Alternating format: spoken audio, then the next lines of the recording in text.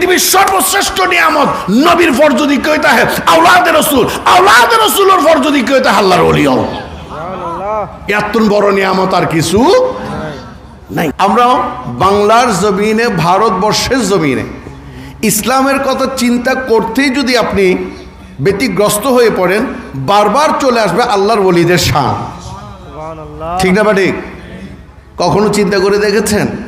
এখানে কোনো সাহাবা ইকরাম আসেননি, কোনো তাবেঈনও আসেননি, এখানে এসেছেন আল্লাহর ওলিরা।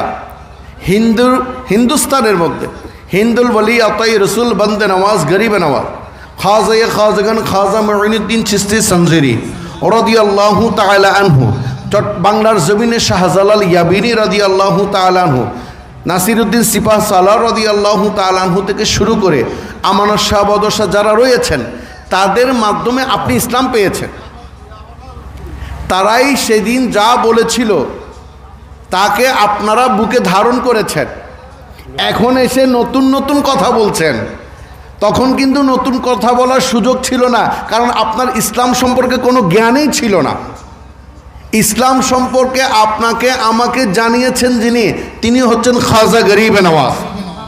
ইসলাম সম্পর্কে জানিয়েছেন যিনি, তিনি হচ্ছেন আলী কালান্দার শাহ। ইসলাম সম্পর্কে জানিয়েছেন যিনি, তিনি হচ্ছেন শাহজালাল ইয়ামিনী রাদিয়াল্লাহু তাআলা। তখন কোনো ফতোয়াবাদ ছিল না, কখনো ফতোয়াবাজি হয়নি। বর্তমান জামানায় বা আজ থেকে 2 বছর 5 বছর 10 বছর আগ থেকে আমরা যে ফতোয়া দিচ্ছি, যে ফতোয়াবাজি করছি, তখন কিন্তু সেগুলো ছিল না। তখন কি ছিল?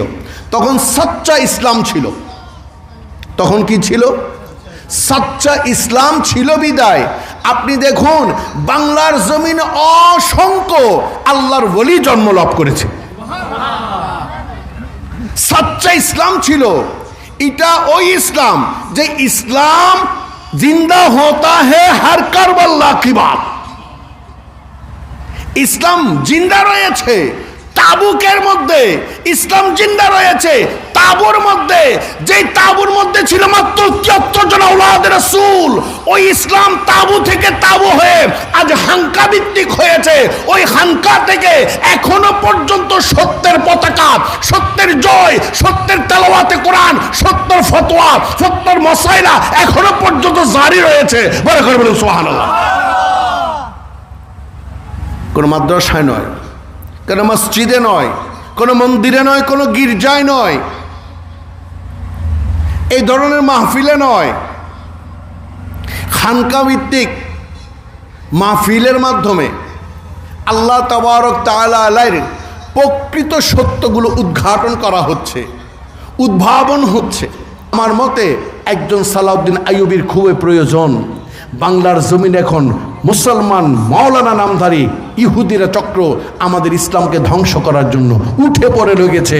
যারা সহিহ হাদিসকে পর্যন্ত স্বীকার করছে, যারা বলে এগুলো হাদিস নয়, তাদের সম্মান, তাদের ওয়াজ, তাদের জিন, তাদের অস্তিত্বকে টিকিয়ে রাখার জন্য তারা কোরআনকে পর্যন্ত স্বীকার করছে। সম্মানিত হাজিরিন, আপনিও খেয়াল করবেন আপনার মসজিদে কি খুতবা দেওয়া হচ্ছে, কি বলা হচ্ছে, আদৌ কোরআন সুন্নাহ মোতাবেক বলা হচ্ছে কিনা। আপনি আমাম বুঝবেন না বলে সে কলা কলা বলে চালিয়ে যাচ্ছে, সে কোরআনের আয়াত তফসির করে যাচ্ছে। আপনি গিয়ে একটু চিন্তা করে দেখুন, একটু রিচার্জ করে দেখুন। 2-3 জন মিলে আপনারা যখন আড্ডা মারেন, পান খেয়ে, সিগারেট খেয়ে, চা খেয়ে, ওই আড্ডাটা আপনার ঘরে নিয়ে আসুন। আপনার সন্তানকে বলুন এই কিতাব বের করে দেখার জন্য, দেখবেন সত্য উদ্ঘাটিত হয়ে যাচ্ছে।